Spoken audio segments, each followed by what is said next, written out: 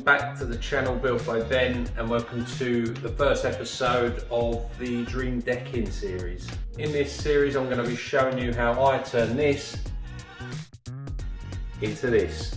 I'm sure you'll agree it's a good looking decking. So the first episode in this series is going to be the strip out. We're going to be taking down the two outbuildings, showing you how to do that, and also going through some of the thought processes, starting to plan the different types of areas that we're going to have on this decking, and where to put certain things. So we had loads of fun doing this series. The whole project was quite tricky. You'll see why getting towards the later episodes. So I'm really proud to announce that this episode is sponsored by ITS. They've got their Black Friday deal on at the moment, which is called 4 weeks of Black Friday. They're adding a new set of deals every single Friday. I think we're now coming up to the 4th week of this deal, so get yourself over there quickly and don't miss the bargains. They've got all the top brands on there. They've got Makita, Milwaukee, DeWalt. They've got a super helpful team over at ITS. The deliveries are nice and quick. If you order before 7 PM at night, it will come on the next day, which is brilliant. So if you haven't tried ITS, now is the perfect time to get onto there. So get over there, get on the website, you might find yourself a really good deal. Let's get on to this decking series. As always, if you like it, press that like button, comment on the video for me, it helps me massively, and tell your mates about it. Thanks very much.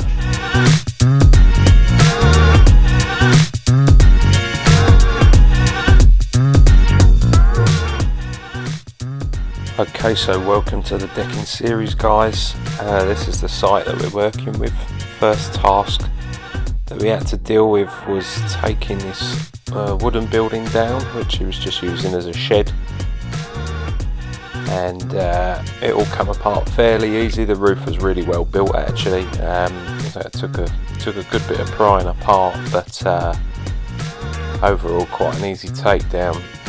The brick building not so easy, but we'll get to that when we're there.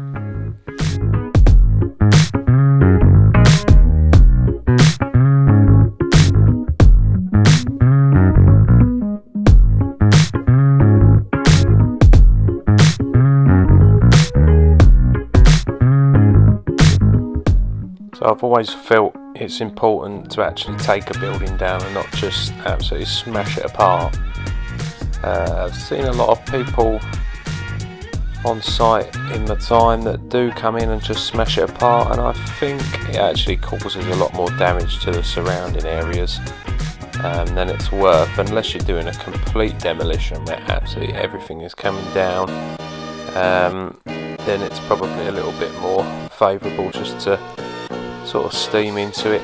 But on this sort of job where I'm keeping the back wall as part of the feature wall, I think it's important that you take everything apart nice and slowly, make sure nothing's getting damaged, and it also just helps you keep the site nice and clean, because you can just take it down and take it to the skip.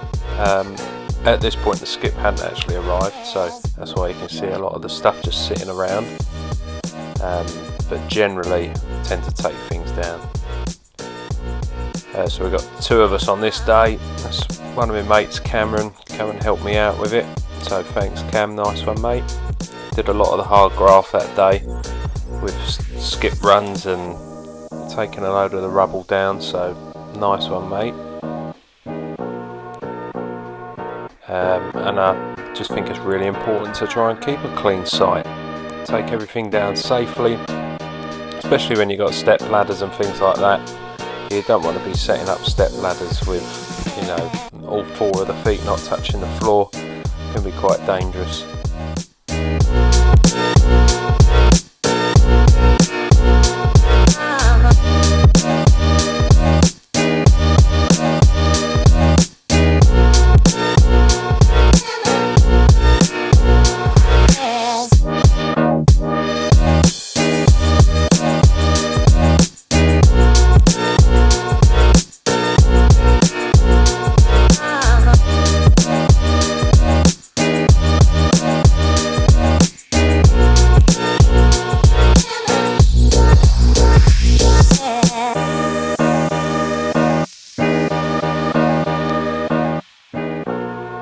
always found it a little bit heartbreaking for the person that actually builds the thing, that you can take it down so quickly, because I bet the guy building it took about 3 to 4 weeks to get that up. We took it down in just over a day, so when you think about it like that, it can be it can be a little bit of a weird thought for a builder.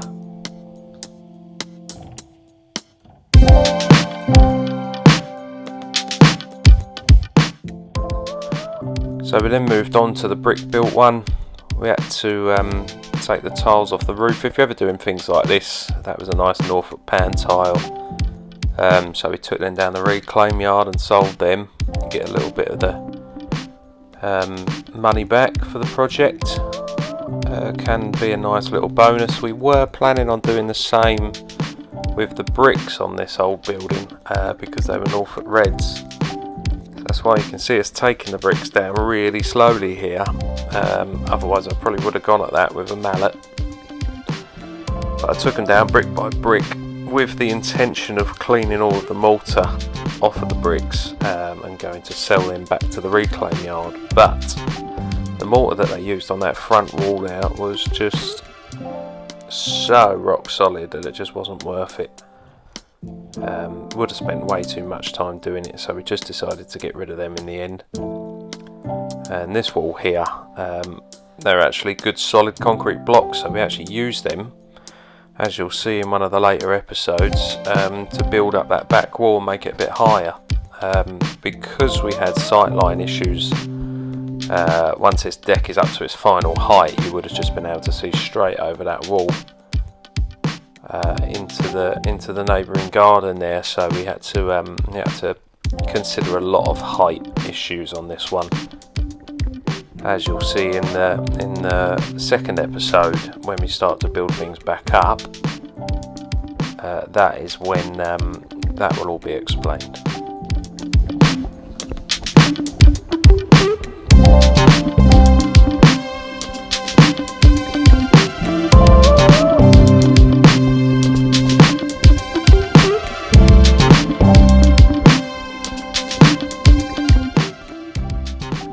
So again, at this point we were still just really carefully taking these things down, thinking that we're going to get some money for them.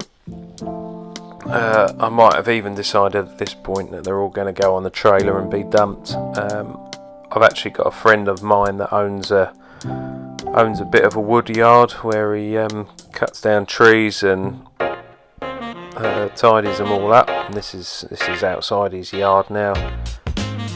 So because it gets so boggy at his yard, because he's always turning heavy machinery around, he likes me just to dump all of my old bricks and hardcore down there for him, and he just moves it around his yard as he needs it. There's a bit of hardcore, stop all of his vehicles sinking. So yeah, a bit of a touch that. I don't know what I'd do with all of it if I didn't have him. So yeah, it's nice. But I tell you, after, I think this was my 5th trailer load of the day, I was absolutely knackered, so I was glad that was the last one. So we'll get back on site. You can see we're just tidying up all of the little sort of foundations of the buildings here, because that sort of lower part of the wall was all at sort of different levels. You can see I'm playing with about 4 different levels here, and what I was making sure is that we take them down deep enough, so I was going just below the floor level with all of those bits of brickwork there, just because we didn't want water to be sitting under this decking and being trapped. We didn't want pools of water just sitting there, because I'm a firm believer that even if the water isn't touching the decking, if it's under there, then it's still going to soak up the moisture from it. So I just like to make sure that the water could run freely all the way down to the lower bit of the patio where the drain is. But again, I'll give you a better understanding of that once we start the build.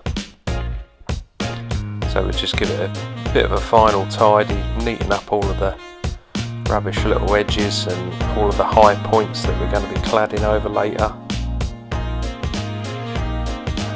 And again, just taking the bricks off below floor level there so that we don't cause any pooling water.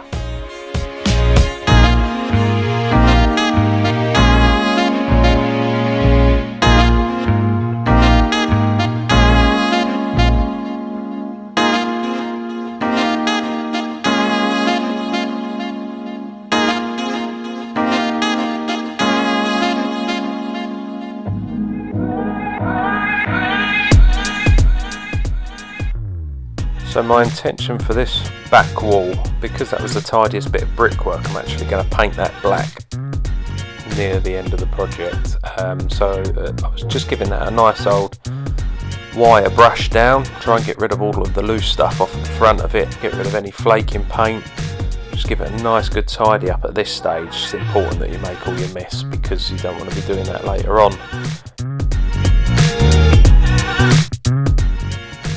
So that's it for this episode, guys. I hope you enjoyed it. That's what we were left with. Join me next week for episode 2 and we'll start getting some of it put back together.